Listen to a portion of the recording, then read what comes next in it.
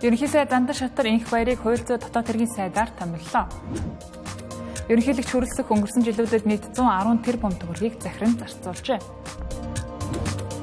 Америк нэгдсэн улсын төрийн департамент Монгол улсын хөрөнгө оруулалтын орчныг үнэлсэн байна.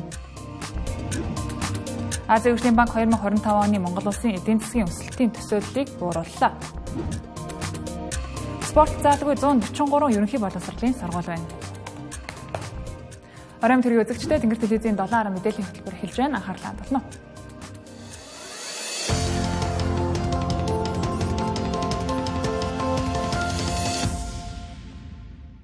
Монгол Ардын намын даргын сунгаа өнөөдөр ч халуун сэдв хэвээр байна. Үдээс хойш 15 цагт ерөнхий сайд мэдээлэл хийн гэж гинт зарлан инх баярыг хууль зүйн сайдаар томилохоор болсон гэдгээ зарлалаа. Зовлмаар ерөнхийлөгч хүрэлцэхүүд хууль зүйн дотоод хэргийн сайдаар томилохоор болсон инх баярыг танилцуулахаар авч орсон. За энэ тухай үйл явдлын сонирхолтой уялдаа холбооны талаар үлэмж төгс тоомлон хүрэх болно. За харин эхлээд хэн юу хийснийг он цагийн дараалалаар үзүүлье. Ламжав адмирал ХХК-гийн дэд захирал. Чулуун зогд Монгол Ардын намын нарийн бичгийн дарга. За адмирал ХХК-гийн гүйц захирал Хасбаатар ирээгүй юм байна. Засгийн газрын хэрэглэх газрын дарга Амар Баясгалан дарга ирээгүй байна. За адмирал компани нь 2021 оны 7 сарын 2-ны өдөр гадаадын хуулийн этгээд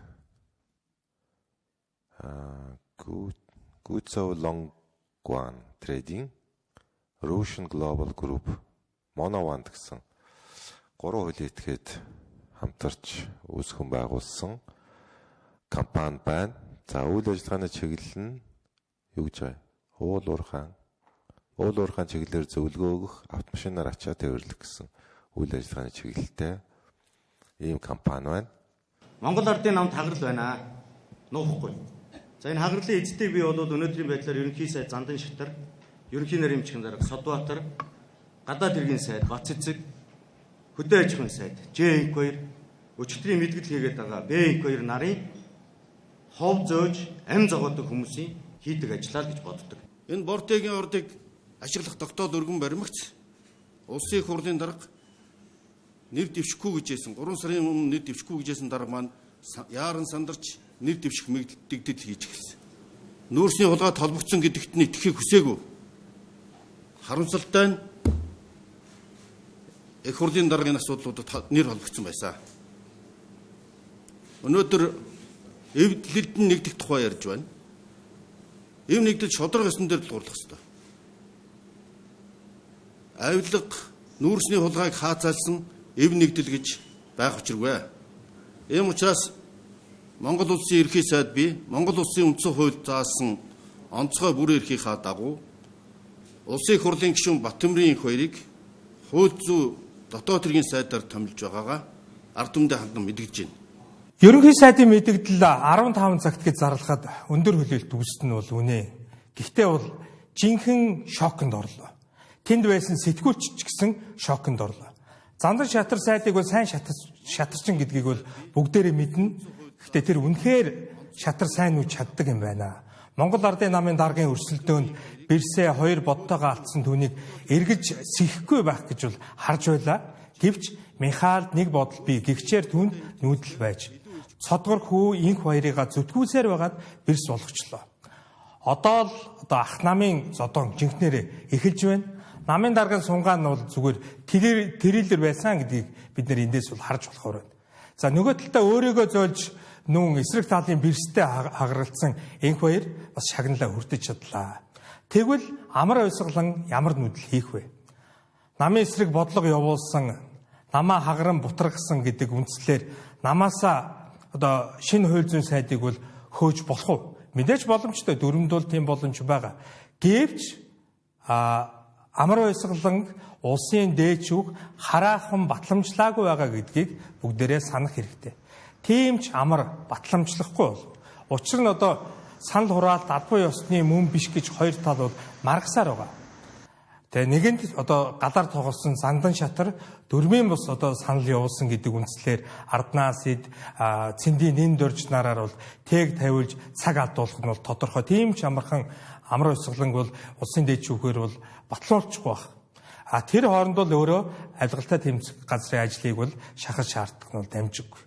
За магадгүй Монгол Ардын намын их хурлаар намын дарга ерөнхий сайд байх уу гэдэг асуудал бол яригдах байсан нь бол гарцаагүй. Гэхдээ одоогийн нөхцөл байдалд бол парламентын гадуурх ерөнхий сайдтай нөхцөлд амар ойсгаланд спикер байх нь бол хамгийн хүчтэй давуу талтай сонголт. Одоо гэхдээ энэ бүхэн дахиад нөхцөл байдал нь бол өөрчлөгдөж байна, шинжлэгдлээ. Монгол Ардын намын их хурал 11 сарын 15-наас 17 оны өдөр болох товтой. За энэ хурлаар магадгүй намын дарга ерөнхий сайд болно гэд зүтгэхийг ч одоо үүсэхгүй одоо шинэ нөхцөл байдал бол үүсэж байгаамаа. Харин нөгөө талдаа парламентын гадна ерөнхий сайд яваад байх нь бол одоо намын даргын хувьд бол одоо зандан шатарт бол ашиггүй. Түүний хувьд бол намын даргын сонгуульд ялагдсан, өмнө хангаан бүс төрлөг тойрогтой ялагдсан. Одоо ингээ парламентын гадна яваад байх бол зандан шатрын суудлыг бол одоо хизээч ганхуулж мэдэх эрсдэлтэй. Тиймээс одоо шатарчин зандан шатарт бол нэг нүүдэл бол байгаа нь. Тэр нь нэгэнт одоо шүүхээр хэрэгэн шийдэгдсэн Даваагийн Цогтбаатрыг эгүүлэн татаж өөрөө оронд нь хангаан бүсийн нөхөн сонгуульд өрсөлдөх. Гэхдээ намын шин дарга амар ойсгалан зандан шатрыг хангаан бүсэд одоо нөхөн сонгуульд тийм болвол өрсөлдүүлэх үү гэдэг бас л сонь. Одоо жинхэнэ утгаараа Монгол Ардын намын зодон Монгол улс орны зодон болж хувирж байна. Энэхүү Монгол Ардын намын даргын сунгааны ээдрээтэй асуудлууд үргэлжилсээр байна. Энэ маргааныг эзлэх газар нь улсын дээд шүүх. Хэрвээ амар ойсгаланг Монгол Ардын намын даргаар бүртгэвэл дахиад нэг асуудал хөндөгдөнө. Энэ бол намын дарга ерөнхий сайд болох уу гэдэг асуулт юм. Өнгөрсөн хугацаанд Монгол Ардын намынханд намын дарга нь ерөнхий сайд байна гэх бичигдээг дүрм үйлчилж ирсэн байна. За тухайлх юм бол Санжийн Баяр, Мие Гомбын инх болдоос эхлээд Сүв Батболд зэрэг хүмүүс намын дарга байхдаа ерөнхий сайдаар томилогджээ. Одоогийн Монгол Ардын намын дөрөмд улсын хурлын сонгуульд нам олонх болсон тохиолдолд намын даргыг ерөнхий сайдад нэр дэвшүүлнэ гэх заалт байдаг юм байна. Өнгөрсөн 1984 оноос хойш Монгол Ардын намын даргаар 13 хүн ажиллажээ. За харин 14 дахь намын даргаар амар ойсгалан нэрлэгдээд байна. Энэ дундаас ерөнхий сайдаар давхар ажилласан 6 хүн байдаг. Тодорхойлбол 2016 оны улсын хурлын сонгуулиар Монгол Ардын нам 65 суудлыг авч үнэмлэхүй ялалт байгуулсан. За тухайн үед Монгол Ардын намын даргаар Мие Гомбын инх бол ажиллаж байв. Харин ерөнхий сайдаар Эрдэнэтийг тамилсан. Ингээд 1.2 жилийн настай Эрдэнэтийн засгийн газар огцорч Монгол улсын 30 дахь ерөнхий сайдаар Сүхийг 2017 оны 10 дугаар сард тэмэлсэн. Үүнээс яг 1 сарын дараа Монгол Ардын намын 18 дугаар их хурлаар Сүх 63% санал авч намын даргаар сонгогдсон төвхтэй. Тухайн үеийн намын дүрмээр бол намын дарга нь ерөнхий сайд байж болно гэсэн заалт байв. Өөрөөр хэлбэл заавал ерөнхий сайд байна гэсэн үг биш. За гэсэн чинь 11 дугаар сард намын дарга нь ерөнхий сайд байна гэсээр Монгол Ардын намын даргын албан тушаалыг энх болтоос авсан байдаг. Ингээд Сүхийн хувьд ерөнхий сайдын албаа авсны дараа намын дарга болсон гэсэн үг. 4 жилийн турш ерөнхий сайд болоод намын даргын албыг хассан Сүхийн халааг оюун эрдэнэ залгамжилсан. За энэ замналаар оюун эрдэнэ шалгаагүй давхар намын даргын албыг хассан. Тодорхойлбол 2021 оны 3 дугаар сард намын дарга Сүх ерөнхийлөгчийн сонгуульд өрсөлдөхөө мэдэгдэж намын даргын ажлаа оюун эрдэнэ төгсөн. Эхлээд намын даргын үүргийг төр орлон гүйцэтгэгчээр томилогдож улмаар Монгол Ардын намын 30 дахь удаагийн их хурлаар албан ёсоор намын дарга болсон. За тухайн үед ерөнхий нарийн бичгийн дарга амар ойсгалан ерөнхий сайд оюун эрдэнийн нэрийг тэгшүүлсэн байдаг. За үүнээс өмнө Сүв Батболд Санжийн Баяр нарт ялгаагүй. 2009 онд ерөнхий сайдаар ажиллаж байсан Санжийн Баяр өвчтний улмаас албан тушаалаас өөрийн хүсэлтээр бууж Сүв Батболдод ажиллаа хүлээлгэн өгсөн. За гэхдээ намын даргын буюу тухайн үеийнхээр Монгол Ардын хувьсгал намын албан тушаалаа өөрөө авч үлдсэн. Ерөнхий сайдын үүрэгт ажилласаа чөлөөлөгдснөөс хойш намын даргын албан тушаалын төлөөг сунгаан чимээгүйхэн авч намын дарга ерөнхий сайд байна гэх намын дүрмийн дагуу Санжийн Баяр намын даргын ажиллаач бас үг хэстэй гэсэн шахалт явж эхэлсэн. Ингээд 2010 оны 4-р сард Монгол Ардын намын даргаар Сүв Батболдыг томилсон.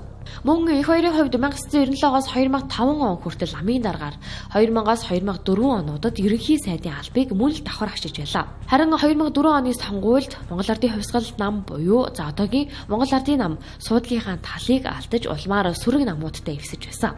Тэрээр 2005 онд ерөнхийлөгчийн сонгуульд өрсөлдөж ялалт байгуулснаар дараагийн намын даргын асуудал яригдж эхэлсэн. Ингээд эхлээд Мие Гомби их бол 2005-аас 2007 оны хооронд Монгол Ардын намын даргаар ажиллаж давхар 2006-аас 7 онд ерөнхий сайдын албыг хашиж байсан юм а. 2007 оны 11-р сард нь Мие Гомбийн их болтын засгийн газрыг огцруулснаар Санжибаяр ерөнхий сайд болж намын дарагч болсон түүхэдэг. За харин одоогийн нөхцөл байдал улсын хурлын дарга Амар Баясгалан Монгол Ардын намын даргаар сонгогдсон. За гэтэл ерөнхий сайд Зандан шитрийн тал сонгуулийн үйл явцыг булгаатай гэж маргасаар байгаа. За яг энэ нөхцөлд Амар Баясгалан ерөнхий сайдад зүтгэх нь тиймч гайхмар зүйл биш. За энэ өрсөлдөөн цаашид хэрхэх нь олонний анхаарлын төвд байсаар байх нэ. Ерөнхийлөгч асан Инх Баяр Элбэгдорж Баттулга нарын 16 жилийн хугацаанд зарцуулсан төсөв нийлээд ч одоогийн ерөнхийлөгч хүрэлцэхийн 5 жилийн хугацаанд зарцуулсан төсөвтэй ойртож очихгүй байна. Тодорхойлбол ерөнхийлөгч хүрэлцэх өнгөрсөн жилүүдэд нийт 110 тэрбум төгрөгийг захиран зарцуулжээ. Гэтэл түүний өмнө ерөнхийлөгчөөр сонгогдсон ажиллаж байсан хүмүүсийн төсөв нийлээд 100 тэрбумд ч хүрэхгүй байна. Ерөнхийлөгчийн захиран зарцуулдаг төсөв ингэтлээ нэмэгдсэн нь гадаад айлчлал ихээр хийж төрийн одон медаль олныг гардуулж байгаатай нь холбоотой гэлээ. Ерөнхийлөгч хүрэлцэхийн захиран зарцуулж байгаа төсөв өмнөх ерөнхийлөгч нарынхыг хэд ногосныг статистик баримт баталж байна. За чухам яагаад ингэж төсөв нь огцом нэмэгдэв гэдгийг өнөөдрийн төрийн байгуулалтын байнгын хорооны хурал дээр улсын хурлын гишүүд асууж тодорлолоо. За ингээд ерөнхийлөгчийн гадаад айлчлал ихэлсэнтэй холбоотой гэж тайлбарлалаа. Ерөнхийлөгчийн төсөв дээр бас нэг тодорхой асуулт асуумаар байх юм. Бас одоо янз бүрийн харьцуулт хийгээл өмнөх ерөнхийлөгч нартай харьцуулаад ингээд сүүлийн үед бас манай улсын гадаад харилцаа гадаад дотоодоос төрийн тэргүүнүүдийн эрх айлчлал гадагшаа явах айлчлалууд олон одоо нэмэгдсэн гэж харж байгаа. Тэгвэл энэ ерөнхийлөгчийн төсөв дээр ер нь эрхчил хэрхэн яаж сууж яаж гадаад харилцааны чиглэлээр төсөв төлөвлөгөөнд нь сууж байгаа вэ? Өмнөх ерөнхийлөгчийн төсөвтэй харьцуулаад байгаа учраас би нэг харьцуулсан 2-3 тоо хэлье гэж ингэж бодож байна. Өмнөх ерөнхийлөгч бол 4 жилийн хугацаанд Монгол улсад нийтдээ нэг 4 гадаад том хэмжээний айлчлал хийгдсэн байдیں۔ За гадагшаа бол нэг 11 удаагийн айлчлал гээд нийтдээ 4 жилийн хугацаанд 15 одоо айлчлал хийгдсэн байдаг болвол энэ удаагийн одоо Монгол улсын ерөнхийлөгчийн гадаад бодлого идэвхтэй үйл ажиллагаа явуулж байгаатай холбоотой өнгөрсөн 4 жилийн хугацаанд 35 удаагийн төрийн өндөр хэмжээний айлчлалуудыг зохион байгуулсан. Нөгөөтэйгөр ерөнхийлөгчийн төсөвт чин дарж байгаа бас нэг зүйл нь төрийн одон медаль гэлээ. Ерөнхийлөгч хүрэлцэхийг бүрэн эрхээ хэрэгжүүлж эхэлсэн хугацаа нь ардын хувьсгалын 100 жилдээ давхцаж байсан төдийгүй сүүлийн 2-3 жил дараалан аймаг сумдын 100 жил болж өнгөрсөн. Энэ чинээгээр шагналын хур буулгаж ой медаль, одон медалийг тарах шиг болсон. Үүнд ч мөн баггүй мөнгө зарлагдсан гэдгийг ерөнхийлөгчийн зөвлөх хүлээн зөвшөөрч байна. Бүх аймагуудын 100 жил зөвхөн өнгөрсөн жил ихэд 120-од сумын 100 жил. Тэгээ Монгол улсуудын ардын хувьсгал яснаас хойш эрчим хүчний, тээврийн, харилцаа холбооны гээд бүх байгууллагуудын одоо энэ 100 жилийн ойгууд одоо боцсонтой холбоотой төрийн шагналууд одоо энэ тоо нэмэгдсэн. Хэдхэн сарын өмнө улсын хурлын гишүүн Цэнгүүн Монгол одон медалийн их орон боллоо гэж хатуухан шүүмжилсэн. За жишээлбэл зөвхөн шагнал тараахад 1.5 тэрбум төгрөгийг төсвөөс зарцуулдаг гэдгийг ч хэлж байсан. За ялангуяа сонгуулийн өмнөх болон сонгуулийн жилүүдэд төрийн шагнал одон медаль өмнөхөөсөө хамаагүй олноор тараагддаг гэдгийг хэлж байсан. Айлын хүүхднийг юугаа халагчилж үзэж байгаа юм шигээр бид нар ингэж ялгарцтай байдлаар одон медаль тарааж иргэдээ бас ингэж талцуулах шаардлагагүй юм шиг харагдаж байгаа. Мэдээж хэрэг энэ салбарт ажилласан энэ шагналыг авсан хүмүүсийг бол буруутгаагүй. Хөдөлмөрөө эхлээд хөдөлмөрөө үнэлүүлж байгаа. Гэхдээ бодит байдал дээр бид бүхэн 300 мянган хүн дээрээс нь 3.5 сая хүний амьдралтай холбоотой энэ чухал асуудлыг байхад бид бүхэн ач холбогдлоор нь эренблээд энэ шагналтай холбоотой асуудлаа зэгцэлжүүл яасан бэ гэдэг санал байна. Ийхүү төрийн одон медаль ерөнхийлөгчийн төсөв нэмэгдэх нэг шалтгаан болж байна. Ирэх жилүүдэд ч мөн энэ шагналууд үргэлжилсээр байвал төсвөөс гарах мөнгө ч мөн дагаад нэмэгдэхэр байгааг хэлж байлаа. Багш эмч нарын цалин нэмэгдүүлэх нийтийн өргөдөлд 30 мянга гаруй иргэн саналаа өгснөөр энэ асуудлыг улсын хурлаар хэлэлцэх нөхцөл бүрдсэн. Энэ дагуу өнөөдөр улсын хурлын өргөдлийн байнгын хороогоор багш эмч нарын цалин нэмэгдүүлэх асуудлыг хэлэлцлээ. Улсын хурлын гишүүд, засгийн газрын гишүүдийн аль аль нь багш эмч нараас гар татахгүй гэцгээж байсан ч бодит байдал дээр төсвийн боломж муу гэдэгтээ санал нэгдэж байлаа. Эмч олон багш нарын цалин наандаж 3.5 сая төгрөг түргэх шаардлагатай гэдгийг байнгын хорооны гишүүд хэлж байлаа. Харин салбар хариуцсан сайд нарын зүгээс энэ нь боломжгүй биш боломжтой. За гэхдээ энэ онд юм уу эх онд боломжгүй гэлээ. Харин ойрын 3 жилдээ багтаан нэмэгдүүлэхээр ажиллаж байгаа. За гэтэл 3 жилийн дараа гэхэд 3.5 сая төгрөг инфляцид эдэгдэж хаанаач хүрэхгүй цалинд тооцогдно гэдгийг гишүүд хэлж байсан юм а. 2028 он гэхэд 3 жилийн хугацаанд нэг 14 мянган багш бид нар даруй бэлдэх шаардлагатай байна. Энийг хаанаас бэлдэж болох уу гэдэг бүр тооцооллыг хүртэл гаргаад энэ дээрээсээ бид нар цааш нь ингээд төсөвтөө тусгаад яваа гэсэн. Үнэхээр багшийн хомсдлыг арилгах нь битгийл, багшийн цалингаа нэмэхгүй юм төсөв орж ирж байгаа учраас одоо энэ гишүүдийн яриад байгаачлан багшийн ажлаас гарах энэ хурд нэмэгдэх гээд байна. 3 жилийн одоо багшийн цалин нэмэх төлөвлөгөө боловсруулж ирэх юм үүргийг аваад ажиллаж байна. Энэ 3 жилийнхэн хүрээнд бид ямар ч байсан 3.5 сая төгрөгөх ийм одоо тооцооллыг хийх ажлын хэсгээ байгуулж мэрэгжилтнүүдээс одоо зөвлөгөөг аваад явж байна. Зөвхөн эмч нар ч биш одоо бусад хөдөө орон нутагт байгаа энэ багийн эмчнэр, сувилагч нар одоо нөө тусламж хүртэж байгаа хүмүүс байгаа шүү дээ. Техникийн ажилтнууд, даашаа захимын одоо технологийн ажилтнууд IT-ийн хүртэл одоо бусад газрын IT-д ажиллаж байгаасаа цалин хамаагүй баг. Эрүүл мэндийн ачааллыг жигд үүрч чадж байгаа тэр ачааллыг хуваалцж байгаа эмч эмнэлгийн ажилтны цалин жигд байна уу гэхэлэр үгүй шүү дээ, тийм ээ. Ялангуяа одоо нэрчин тэмцэлгээ, яаралтай тусламж, энд ажиллаж байгаа улсын эмнэлэгт ажиллаж байгаа 24 бараг тулаан хийж байгаа энэ ажилчдын цалин бол одоо хангалттай яг нэг хөтөлбөрийн хуулиараа цалин нэмэгдээд өгдөж гэнэ үг гэхэлэр бол үгүй, зарим тохиолдолд одоо биеэр нь амраах энэ төр байдлаар хүртэл өгч цалин санхүүжилт ямар хүнд байгааг бид бүхэн мэдж байгаа. За жишээлбэл ерөнхий мэрэгжлийн совилгын тусламж үзүүлдэг совилогч 1.3 сая төгрөг, асрагч 1 сая төгрөгийн цалин авч байна. Энэ бол хийж байгаа ажилтай харьцуулахад маш бага цалин гэдгийг зарим гишүүд хэлж байлаа. Салбарын сайдч хүлээн зөвшөөрч байв. За ийм байхад төсвийн боломжгүйгээд хоошоо сууж хүний нөөцийн дутагдaltaй байгаа эрүүл мэндийн салбараа энэ чигээр нь орхиж болохгүй гэдгийг хаанаа хүлээн зөвшөөрч байлаа. За гэсэн ч өргөдлийн байнгын орооны энэ хурлын үеэр Чимбүрэн сайд эмч эмнэлгийн ажилчдын цалин нэмэх асуудлыг хүндсэн ганмаа гишүүнийг сүрдүүлсэн өнгө аястай үгсийг хэлжээ. Яг ерөөсөө санал хурааж явах явцад Чимбүрэн сайд миний хажууд хурж ирж улсын хурлын гишүүний бүрийн эрэхэд халдаж үг хэлэхэд минь эмэгтэй хүний хувьд гэж би бодож шууд дэрлэгсэн. Хохин шүү. Аятайхан байгаарэ чи зүгээр гэж надад олон одоо занал хэлсэн үгнүүдийг хэллээ. Би одоо ч гэсэн би анх удаа би Монголд ирээд одоо эх орондоо гэж хэлэх юм одоо ийм сэтгэл зүйн баримт дарамтанд орж үзэж байна.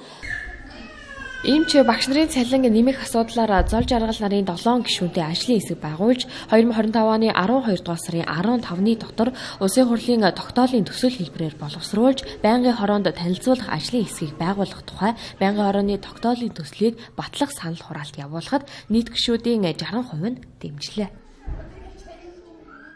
Монгол улс байгалийн баялаг ихтэй ирээдүйтэй зах зээл гэж олон улсын хөрөнгө оруулагчдын анхаарлыг татсаар ирсэн. Гэвч энэ боломжийг бодит хөрөнгө оруулалт болгон хувирахад хууль эрх зүйн тогтворгүй байдал саад болж байгаа талаар дэлхийн хамгийн том хөрөнгийн зах зээлтэй хамгийн өндөр үнэлгээтэй биржүүд байрладаг улс болох Америк нэгдсэн улсын төрийн департаментийн олон улсын хөрөнгө оруулалтын орчны тайлан мэдээнд тодтогчээ. Америк нэгдсэн улсын төрийн департаментийн гаргасан тайланд Монгол улс нь олон улсын эдийн засаг, санхүүгийн орчин дахь аливаа гэнтийн хөдөлгөөнд эмзэг, дотооддоо маргаан шийдвэрлэх хууль эрх зүйн тогтолцоо сул, хууль журам боловсруулалтаа оролцогч талуудын саналыг үл ойшоох тохиолдлууд гарч байгаа нь хөрөнгө оруулагчдын сонирхлыг бууруулах хүчин зүйлсүүд болж байгааг онцолсон байна. Ялангуяа уул уурхай эрчим хүч зэрэг өндөр ашигтай салбаруудад улс төрийн нөлөөлөл их байна гэж дүгнсэн байна. Харин давуу талуудын тухайд Монголын хөрөнгийн зах зээлд нэвтрэхэд саад тодор бага, хөрөнгө оруулагчдад тавих хязгаарлалт харьцангуй цөөн тул олон улсын бизнесийн загварууд амжилттай нутагших боломжтой гэж үзсэн байна.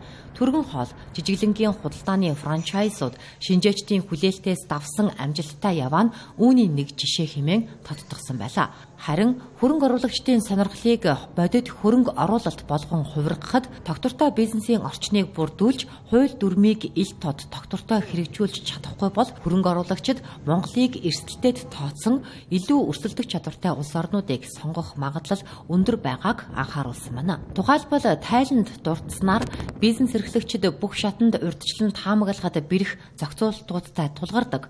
Мөн гадны хөрөнгө оруулагчтай холбоотой шүүхийн шийдвэр гаргахад удаан, хэрэгжилтэнд бүрч их хугацаа алддгийг онцолсон байна. Шүүхээс гадна татварын тогтолцоог онцгойлон эрсдэлтэй гэж үзсэн байна. 2024 онд Монгол улс баялагын санг дахин байгуулах зорилготой багц хууль баталсан. Энэ хуульд зааснаар стратегийн ордод хувийн хэвшлийн компаниуд 34%-аас дээш эзэмших боломжгүй. Мөн заавал 34%-ийг улсад үн төлбөргүй шилжүүлэх үүрэгтэй болсон юм. Эдгээр хуулийн эрсдэлтэй заалтуудыг дотоод гадаадын бизнесийн хамтын нийгэмлэгүүд буцаан авч үзхийг Монголын засгийн газар хууль тогтоогчдод удаа дараа уламжилсан ч амжилт олохгүй байгааг Тайланд анхаарах зайлшгүй шаардлагатай асуудлуудын нэг гэж үзжээ. Хэрвээ энэ асуудлыг шийдвэрлэхгүй бол Монгол улс хөрөнгө оруулагчдын хувьд бараг л хөрөнгө оруулах боломжгүй улс гэгдэж зөвхөн хувийн хэвшил төдийгүй төрийн томоохон хөгжлийн хөтөлбөрүүд санхүүжилтгүй болох эрсдэлтэй гэж анхааруулжээ. Азийн хөгжлийн банк бүс нутгийн улс орнуудын эдийн засгийн таамаглалыг шинчилсэн дунд Монгол улсын эдийн засгийг энэ болон эх онд 5.7%-аар өснө гэж үзжээ. За энэ нь өмнөх таамаглалаас 1.9 болон 1.21-жээр тус буурсан үзүүлэлт болж байна. Иймээс манай улсын эдийн засгийн өсөлтийг саарна гэж үзэхэд нөөцний экспорт болон засгийн газрын зардал буурах төлөвтэй байгаа нь нөлөөсөн гэлээ. Азийн хөгжлийн банк өнгөрсөн 4-р сард Монголын эдийн засгийг энэ онд 6.6%, эх онд 5.9%-аар өснө гэж таамаглаж байсан. Гэвч энэ жил малын тоо нэмэгдсэн, оюу толгойн газрын доорх уурхай бүтээн байгуулалт, эрчимсэн зэрэг эдийн засагт эергээр нөлөөлөх мэдээнүүцтэй давхцсан, нүүрсний экспорт суларч төрийн зардал буурах төлөвтэй байгаа нь эдийн засгийн өсөлтийг хойш татна гэж дүгнжээ. Тодорхойлбол когссон нүүрсний эрэлт бидний экспортын гол түнш ус болох Хятад улсын гангийн үйлдвэрлэлд тавигдсан Америкийн тарифын нэмэгдэл, худалдааны хязгаарлалтаас шалтгаалan сул хിവэр байна гэж таамагласан байна. Үүн дээр нэмээд засгийн газар зарлаа танаж байгаа нь жилийн сүүлийн саруудад хэрэглээ болон улсын хөрөнгө оруулалтыг хумих магадaltaй гэж үзжээ. Инфляцийн хувьд 2025 оны эхний хагаст Төв банкны зорилттой дэвшнөөс давсан хിവэр байсан. Гэхдээ энэ удаагийн шинжилсэн тайланд энэ жил хэрэглээний үнийн индекс 8.6%-аар өснө гэж таамаглаж байгаа нь 4-р сарын 9.1%-ийн төсөөллөөс бага байна. Харин цахилгаан дулааны тарифын өсөлтийг хойшлуулснаар инфляцийн дарамт 2026 онд шилжих төлөвтэй байна гэж таамаглажээ. Одоогийн байдлаар эх оны инфляц 7.2% байна гэж таамагласан байна. Цаашдын эдийн засгийн өсөлтийн тухайд нөлөөлөх гол эрсдлүүдийг жагсааж үзэхэд Хятад улсын гангийн үйлдвэрлэлд олон улсаас нэмэлт хязгаарлалт тавигдах, оюу толгойн төслийн яц удаашрах, 2025-аас 2026 оны өвөл зуд дохиож хөдөө аж ахуйн үйлдвэрлэлийг бууруулах гэж Азийн хөгжлийн банк анхааруулж байна.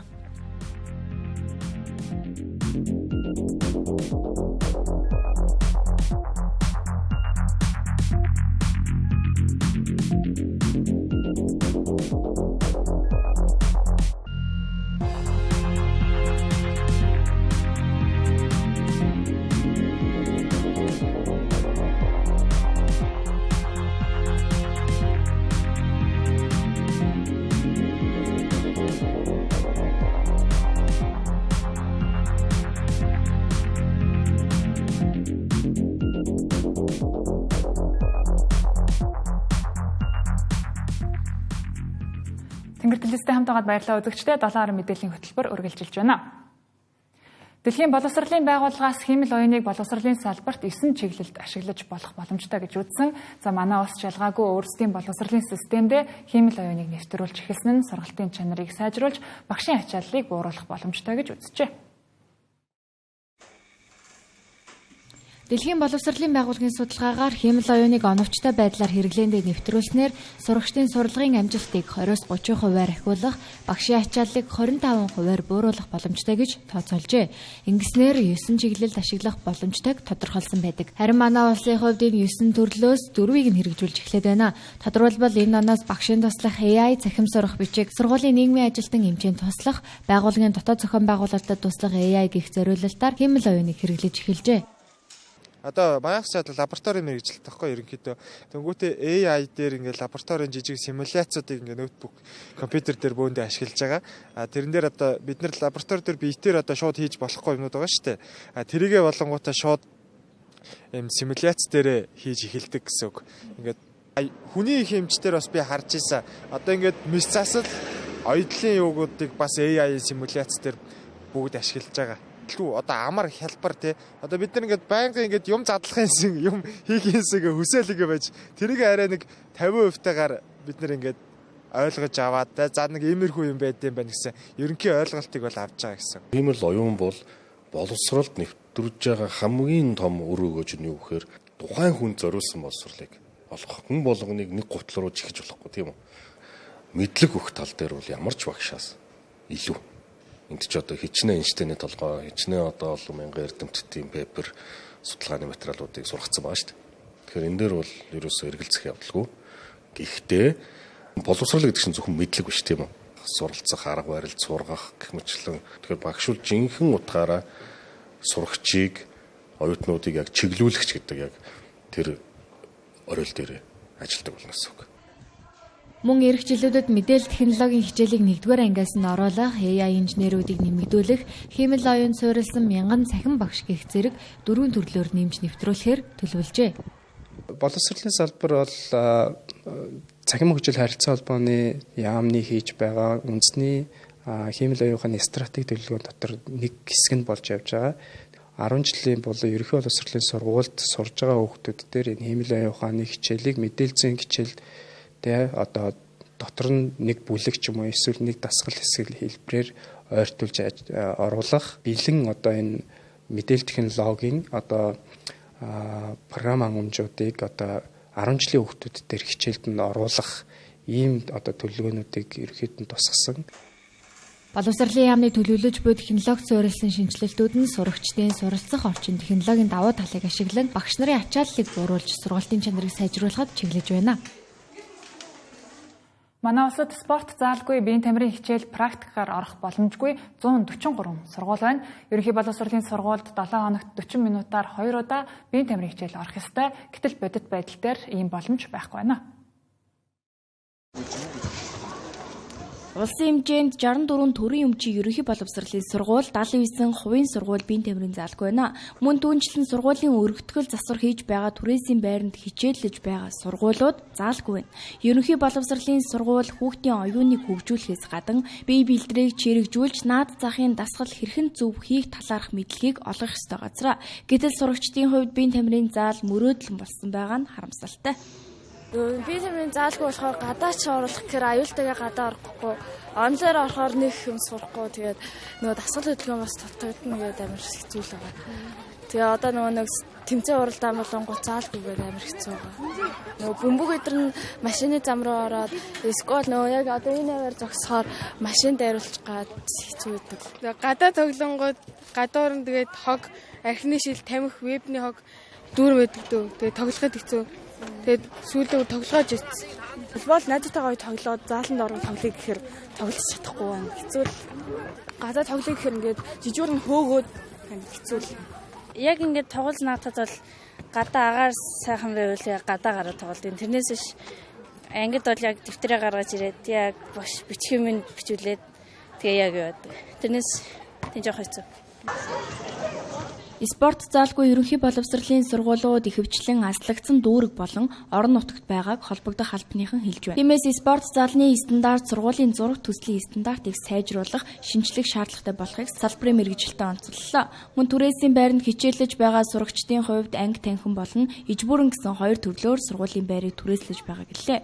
Иж бүрнээр нь түрээслэж байгаа сургуулиуд спорт заалтай бол анги танхим байдлаар түрээслэж байгаа хэсэг бүлэг сургуулиуд спорт заалны хувьд хүндхэн нөхцөл байгаа гэлээ.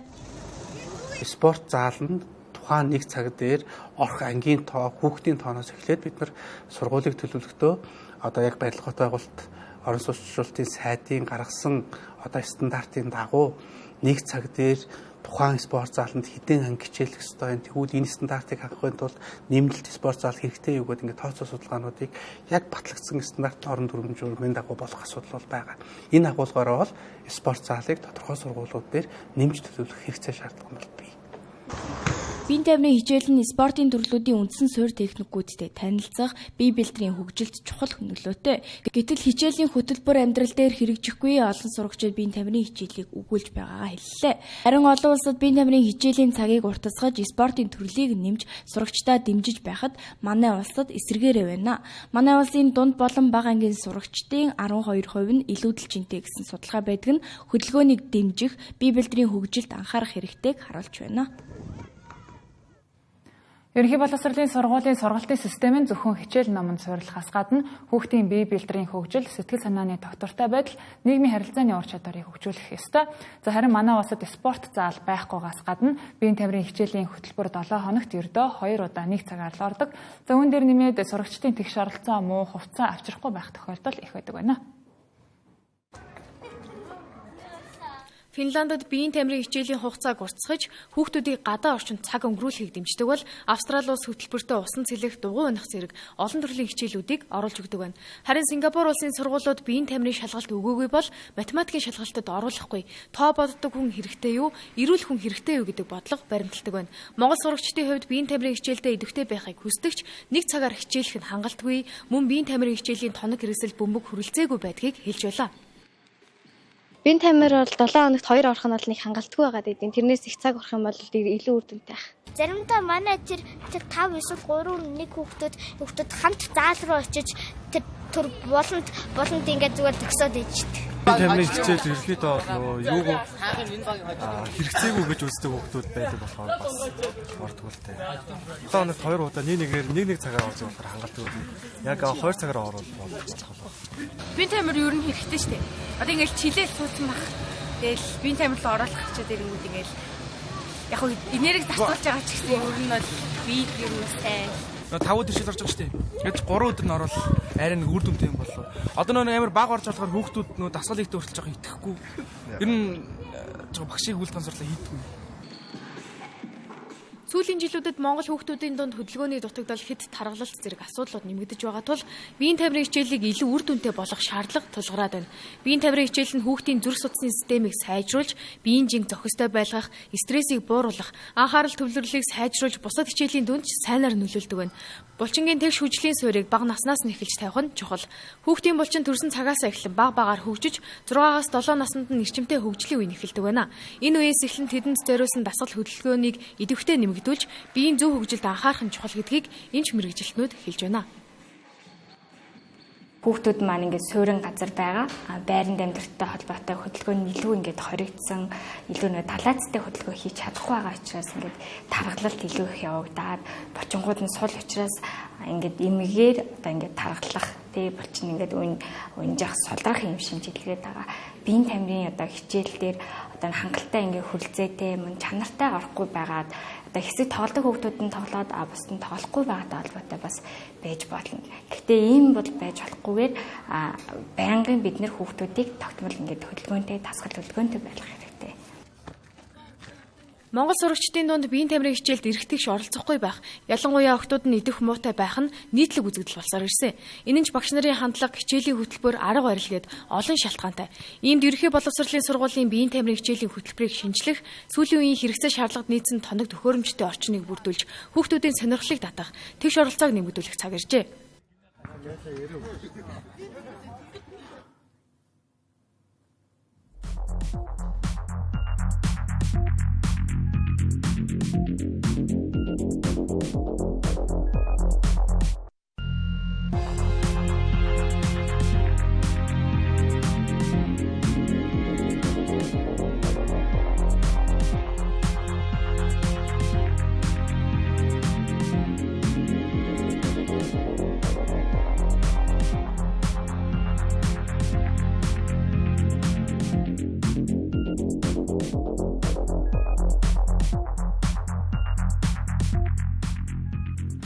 Тэнгэр телевизийн 7 мэдээллийн хөтөлбөр хүргэлжилж байна.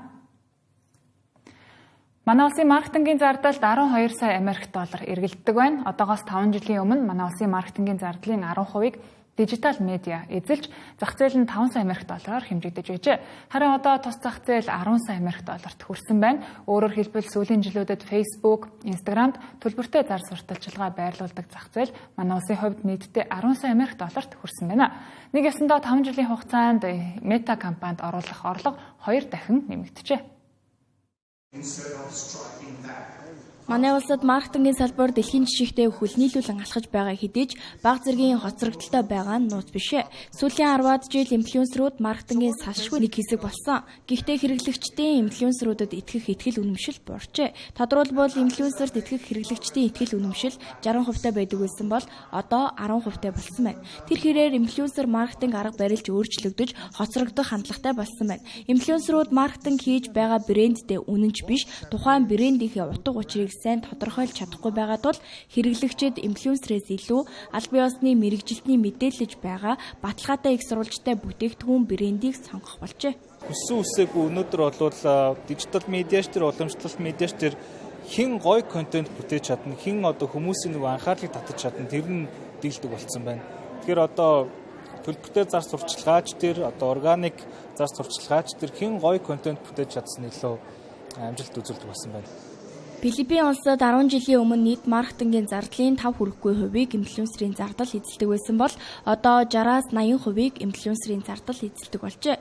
Учир нь Филиппин улс 120 сая хүн амтай нийт хүн амын 60 орчим хувийг Gen-Z үеийнхэн эзэлдэг учир зурагт үзэхээ болсон гэлээ. Үүнээс гадна Филиппин улс аль бие усны зөвшөөрөлтэй олон телевизгүй учир олон хүнд мэдээлэл хүргэх үүднээс инфлюенсерүүдээр дамжуулан маркетинг хийхийг илүү үздэг гэлээ. So the Philippines is the Би 13 жилийн турш маркетингийн зөвлөгөө өгч ажиллаж байна. Манай Филиппин улсын сошиал медиа хамгийн идэвхтэй хэрэглэгчтэй улс орнуудын тоонд ордог. Сошиал медиа хэрэглэгчид өдөрт дунджаар 7 цагийг зарцуулсан байдаг. Контент бүтээгчид 4 чухал алхам байдаг. Хамгийн ихний чухал алхам бол тухайн контентын видеоныхоо эхний 3 секундыг маш зөв хүний анхаарал татгууц бүтээлчээр хандаж хийх хэрэгтэй юм. Дараа нь гол асуудлыг дурдах хэрэгтэй. Түүний дараа шийдэл хүргэж бүтээгдэхүүнээ авахт нь хүрэх хэрэгтэй. Энэ дарааллыг амжилттай хэрэгжүүлж чадсанаар борлуулалтаа 2 дахин нэмэгдүүлэх боломжтой юм а. Most of the viral content creators in the Philippines. Олон улсад ч мөн байгууллагууд маркетингийн зардлынхаа 70%-ийг дижитал медиад зарцуулж байна гэлээ. Маркетингийн салбарт хамгийн бүтээлж сонирхолтой контент хийж хэрэглэгчдийн анхаарлыг татсан нь амжилттай ажиллах болсон. Цаашлаад энэ салбарыг илүүтэй хөгжихэд тулгамдж байгаа асуудлыг техникийн байдал болон мэрэгжлийн боловсон хүчин, хүний нөөцийн асуудал хэмээн мэрэгжилтнүүд тодорхойлж байна. 2024 оны байдлаар гэхэд шүүхэд ирсэн хөдөлмөрийн маргааны 1169 тохиолдлын 416 цалин хөлстэй холбоотой байжээ. За өөрөөр хэлбэл өдөр бүр дор хаяж нэг хүн цалингаа авчиж чадахгүй маргаан үүсгэж байна гэсэн үг юм. Гэтэл гэрээний эрх хууль мэдэхгүйгээсээ болж олон иргэн эрхээ хамгаалж чадахгүй хохирсоор байна. Тэдний нэг нь 4 удаагийн гэрээгээр ажилласан ч нэг ч удаа гэрээний холбоор авч чадаагүй, цалингаа 14 хүртэл хоногоор хожимдож авсан. За заримыг нь бүр өнөө хүртэл авч чадаагүй байгаа иргэн юм а. Энэ нь хууль эрхцэн боловсралгүй байх нь санхүүгийн хүндрэл төдийгүй өдөр тутмын амьдралд ямар хүнд дарамт учруулдгийг тодхон харуулж байна. За нэг удаа хамтран ажиллах гэрээгээ 4 удаа байгуулад 4 удаа хамтран ажиллаа нэг ч удаа надад гэрээний хувилбарыг бол өгөөгүй. Гэхдээ эхний 2 тохиолдолд надад цалингаа олгосон учраас би тэнд найдаад за 3 4 дахь ажиллагаан дээр хамтран ажилласан баг. За гэтэл 3 4 дахь ажлын маань хөлсийг огт өгөхгүйгээр ийм байдал үүссэн. Тийм байдлаар танаа хариуцлага хүлээгээч гэсэн боловч хөдөлмөрийнхөө хийсэн гэрээндээ бид нар ийм тусгаагүй учраас өгөхгүй гэсэн ийм хариулт өгсөн баг. Тэгээд манай найз нөхөд манай гэр бүлийнхэн бол огт бас над чиг эрх зүйн мэдлэг байхгүй. Ийм байдлуудаас болоод айгүй олон хохирсон тохиолдол би өөрөө хохирсныхоо дараа олж мэдсэн. Энэхүү цалингаа авч чадаагүйгээс иргэн банкны зээлийн төлбөрөө хугацаанд төлж чадахгүй бол санхүүгийн хувьд хүндрэл орсноо мөн дурдсан юм а. Иргэний хуулийн 232 дугаар зүйл зааснаар гэрээний үргээ биелүүлээгүй этгээдэд алдан тооцож нөхөн төлбөр шаардах эрхтэй байх нэ. Түүнчлэн гэрээний хуулбарыг ажил олгогчид өгөөгүй компани торгуулах хуулийн зохицуулалт ч мөн байдаг байна. За хэрвээ ажил олгогч хөдөлмөрийн гэрээг байгуулаагүй тушаал гаргаагүйгээр ажил үүрэг гүйцэтгүүлсэн бол 10 хоногийн дотор нөхөж хөдөлмөрийн гэрээ байгуулж тушаалыг гаргаж өгөх үүрэгтэй байхаар хуульчлал заагаад өгсөн. Үүргээ зөрчсөн тохиолдолд зөрчлийн тухай хууль зааснаар хүнийг 151-гээр торгох, хуулийн этгээдийг 1501-гээр торгохоор хууль тогтоогчоос хуульчлал заагаад өгсөн. За иргэн сум дүүргийн хөдөлмөрийн маргаан зохицуулах 3 талд хороогч. Энд гомдлоор энэ урьдчилан шийдвэрлэх шатаар шийдвэрлүүлээд үүний дараа одоо шүүхт нэхэмжлэг гаргаж шийдвэрлэх юм боломжтой. Энэ төрлийн хэрэг нь өөрөө нийт иргэний хэрэг маргааны 80 гаруй хувийг эзэлдэг байна. Өнөөгийн нийгэмд хувь хүн өөрийн эрх үүргээ тодорхой хэмжээнд судалж, урьдчилан сэргийлэх мэдлэгтэй байх нь олон хохирлоос хамгаалахыг хууль зүйн мэргэжилтнүүд онцоллоо. Өнөөдөр төрийн ордонд сэргээн засалт ба хөгжлийн бэрхшээл сэдвт үндэсний чуулган зохион байгуулагдлаа. Энэхүү чуулганаар сэргээн засах тусламж үйлчилгээг сайжруулах, чанар хүртээмжийг нэмэгдүүлэх тухай олон төрлийн санал зөвлөмжүүд яригдлаа. Хүүхдийн чадвар алдагдлын төвшин мэдээж чухал хүнд байх тусмаа илүү удаан хугацааны эмчилгээ шаардлагатай олон давтаа эмчилгээнд орох шаардлагатай бол хөнгөн болон эрт мэдэх тусмаа тусламж үйлчилгээ эрт авч чадах юм бол энэ хүүхдэд зарцуулах цаг болон санхүүгийн зарцуулалт нь багасж ирнэ гэсэн үг. Тэгээ хурдан хугацаанд боловсрал эзэмших болон цаашдаа ирээдүйд нийгэмд бие даасан иргэн болох боломж нь нэгдээд явна гэсэн. Хувийн хвшлийн байгууллагуудаар бол хийчлэнэлд өндөр өртөгтэй. Яг төрийн зүгээс дэмжиж сэргээн засах үйлчилгээн дээр бол сэргээн засах үйлчилгээ гэдэг нь өөрөө маш удаан хугацааны эмчилгээ шаарддаг байхгүй. Доор хаяж 1 сар 3 сар гэх. Гэтэл энийг эрүүл мэндийн даатгалын юм дээр суулгах юу бол байхгүй байгаа. Тэгэхээр энэ бол яг төрийн байгууллагын бас анхаарал таах нэг чухал сэдв мөн байхгүй. Тэгэхээр сэргээн засах технологийн төв байгуулагдаад тэрнийхээ дэргэд сэргээн засах тийм эмчилгээний тасагч юм уу тийм л юм байж чинь сэргээн засах үйлчилгээний хөгжил чинь явна шүү дээ. Тэнгэр телевизийн 7 10 мэдээллийн хөтөлбөр студиэс шууд хөрлөө анхаарлаа хандуулсанд баярлалаа.